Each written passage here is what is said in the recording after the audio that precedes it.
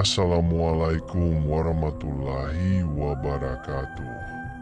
Penonton dan pendengar setia kisah horor 24. Hujan rintik-rintik turun membasahi tanah merah di pemakaman kecil di pinggir desa Karangjati. Penduduk desa berkumpul di sekitar liang lahat menghadiri pemakaman Pak Giman, seorang petani tua yang meninggal mendadak 2 hari sebelumnya.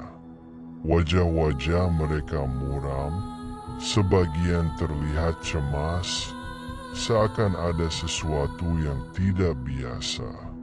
Cepat selesaikan, hujan makin deras, bisik Pak Lurah kepada penggali kubur.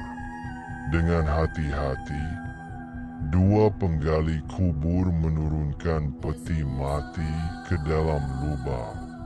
Namun, sebelum gundukan tanah pertama dilemparkan, terdengar bunyi berdebum dari dalam peti mati. Semua yang hadir langsung membeku. Hening mencekam menggantikan suara hujan. "Apa tadi?" tanya Bu Marni, salah satu tetangga Pak Giman, dengan suara bergetar. Tak ada yang menjawab. Penggali kubur saling berpandangan, lalu salah satu dari mereka memberanikan diri membuka peti mati. Di dalamnya, jasad Pak Giman terlihat bergeser sedikit. Wajahnya seperti tersenyum tipis. Mereka buru-buru menutup peti dan melanjutkan penguburan dengan tangan gemetar. Namun, malam itu, semua penduduk desa mendengar kabar aneh. Makam Pak Giman terbuka kembali. Jasadnya ditemukan tergeletak di atas tanah, seolah-olah ingin keluar dari kuburnya. Keesokan harinya, Pak Lurah mengumpulkan para tetua desa di balai desa. Wajah mereka tegang dan beberapa terlihat ketakutan. "Ini pasti ulah ilmu hitam," kata Pak Marjo, sesepuh desa. Pak Giman pernah berselisih dengan Mbah Ranto, dukun tua yang tinggal di hutan. "Apa kita harus memanggil Mbah Ranto?" tanya Bu Sarti. "Tidak," jawab Pak Lurah tegas. "Dia sudah lama dikucilkan. Kita harus mencari cara lain." Namun, ketika malam tiba, gangguan mulai terasa. Di rumah-rumah sekitar pemakaman, terdengar suara langkah kaki berat di luar jendela. Beberapa warga mengaku melihat bayangan Pak Giman berdiri di depan pintu rumah mereka, mengetuk pelan sambil memanggil nama mereka. "Tolong kembalikan aku." Suara itu berbisik sebelum menghilang. Ketakutan memuncak. Akhirnya, para tetua desa sepakat untuk memanggil Mbah Ranto.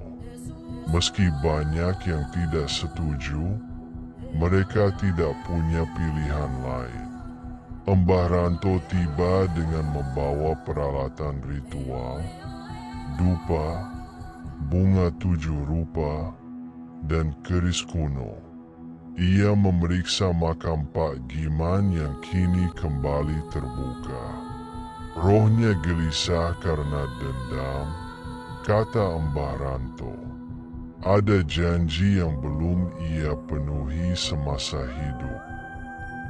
Ritual dimulai tengah malam. Seluruh warga desa berkumpul di pemakaman, memegang lilin sambil melantunkan doa. Mbah Ranto menancapkan kerisnya di tanah, tepat di atas peti mati Pak Giman. Tiba-tiba angin kencang bertiup dan suara jeritan terdengar dari dalam kubur. Ampuni aku. Suara itu terdengar lirih sebelum menghilang sepenuhnya. Ketika ritual selesai, desa kembali hening. Namun, Mbah Ranto memperingatkan bahwa gangguan itu mungkin belum sepenuhnya berakhir. Ada rahasia yang masih tersembunyi, sesuatu yang harus ditemukan agar arwah Pak Giman benar-benar tenang. Beberapa hari kemudian, Bu Marni menemukan sebuah surat tua di lumbung padi milik Pak Giman. Surat itu berisi pengakuan dosa.